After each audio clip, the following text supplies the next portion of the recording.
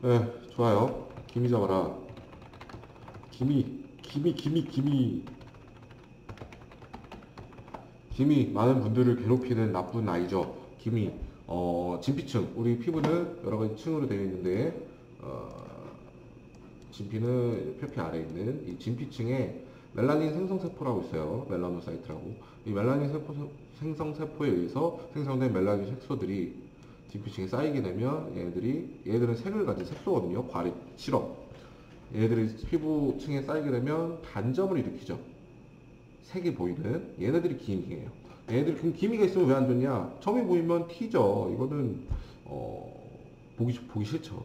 그래서 기미에 대해서 고민이신 분들이 많은데 그럼 기미는 어떻게 관리해야 되고 어떻게 처리를 해야 되냐? 어떻게 해결해야 되냐는 건데 그러면 기미가 생기는 원인을 알아야겠죠? 그 원인을 알고 그 원인을 역으로 해결해주면 기미가 해결되는 거니까요. 기미가 해결되는 원인은 마찬가지로 자극이에요. 이 멜라노인 생성세포가 외부로부터 들어오는 자외선이라는 자극을 받을 수도 있고요. 이제 내부로부터 이렇게 들어오는 호르몬이라는 자극을 받을 수 있어요. 근데 이 자극에 대해서 반응하는 값이 좀 다르죠, 사람마다.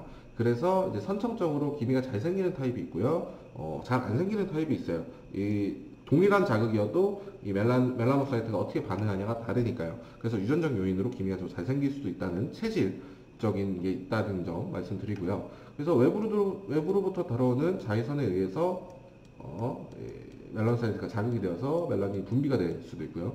호르몬에 의해서 자극이 되면 이제 똑같이 기미가 생길 수 있는데 이 호르몬은 뭐냐면 여성 호르몬이죠. 그래서 남성보다 여성들이 기미가 더 잘 생기는 이유예요. 뭐 생리 전후로 기미가 생긴다든가 혹은 임신을 하게 되면 기미가 생긴다든가 하는 문제가 발생을 하겠죠. 그러면은 어떻게 되냐? 첫 번째, 자외선이 원인으로 생기는 기미는 두 가지예요. 우리 기능성 화장품 보면 기능이 다섯 가지죠. 보습, 자외선 차단, 주름 개선, 미백, 탈모. 다섯 가지인데 다섯 가지 중에 두 가지가 자외선 차단과 미백이 있죠. 자외선 차단은 외부에서 들어오는 자외선들을 반사시켜요. 무기물질로. 요즘 뭐 화장품 보면 무기자차라고 있는데 이게 무기물 자외선 차단 성분의 준말일 거예요. 그래서 이 자외선 차단을 하게 되면 자외선이 멜라노사이트까지 못 들어오게 막는다는 거죠. 그렇게 되면 멜라노사이트가 자극이 될 일이 없을 거고 그러면은 분비가 되지 않아서 얼굴이 타지 않는다라는 얘기가 이 얘기예요. 이렇게 자외선으로 하실 수도 있는데 자외선 차단제는 제품 특성상 피부 자극을 유발을 해요. 왜냐면 무기물이니까. 그렇게 되면 피부가 많이 예민한 사람은 자외선 차단제를 바르기 힘들잖아요.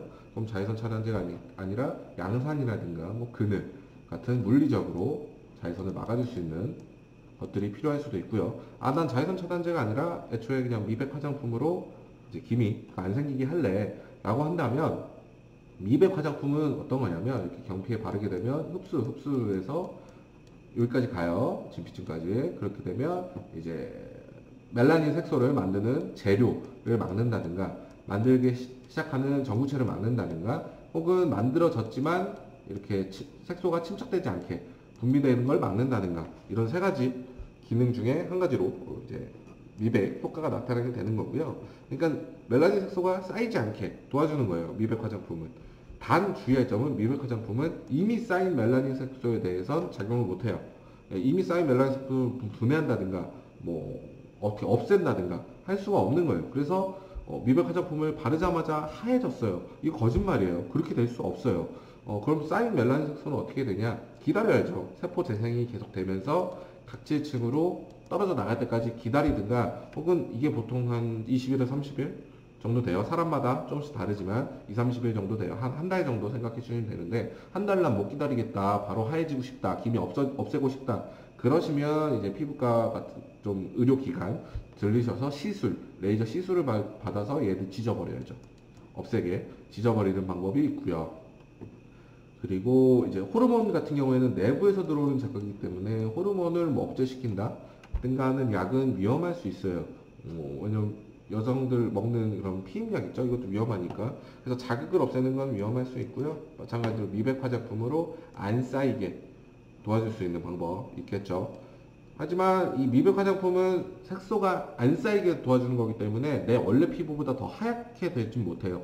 예를 들면 광고 같은 걸 보면 발랐을 때 원래 피부보다 하얘지는 것처럼 이제 효과를 많이 주는데, 쉽게 생각해서 내 자외선에 노출되지 않은 부위 있죠? 뭐 허벅지라든가 뭐 등 이런 데는 이런 데 색보다 더 하얘질 수는 없다는 거예요. 내 원래 색보다 하얘질 수는 없다는 거고, 하지만 저는 뭐 어렸을 땐 까맸는데 커가면서 더 하얘졌어요. 이런 경우는 뭐냐면 내가 갖고 있던 선천적인 유전 정보가 커가면서 변화할 수 있어요. 그게 후속 유전학이라는 건데, 그런 식으로 유전 정보가 바뀔 수도 있는 거예요.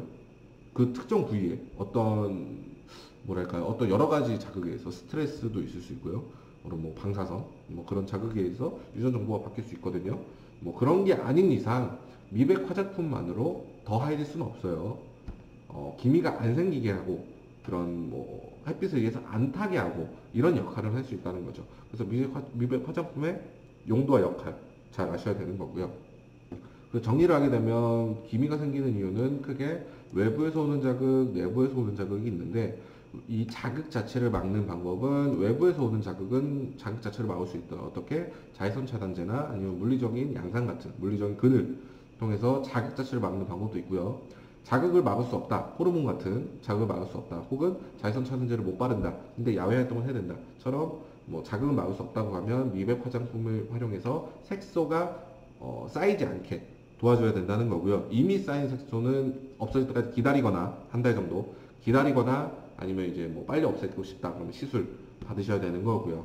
그리고 다만 미백 화장품은 내 원래 피부보다 더 하얘질 수는 없다라는 중요한 점, 유념해 주시면 이제 기미 관리 도움 많이 되실 것 같습니다.